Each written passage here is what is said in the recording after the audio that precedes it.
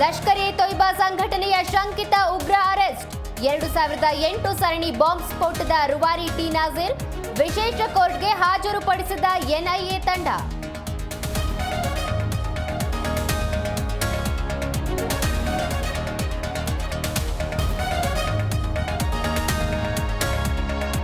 ಎರಡನೇ ಪತ್ನಿಯನ್ನ ಕೊಂದು ಬಿಹಾರದಲ್ಲಿ ಮೂರನೇ ಮದುವೆಗೆ ಸಿದ್ಧತೆ.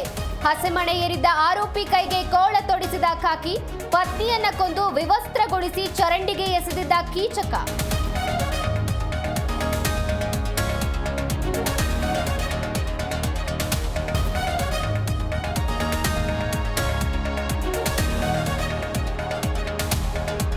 ರಾಜ್ಯದಲ್ಲಿ ಫೆಂಗಲ್ ಚಂಡಮಾರುತದ ಎಫೆಕ್ಟ್.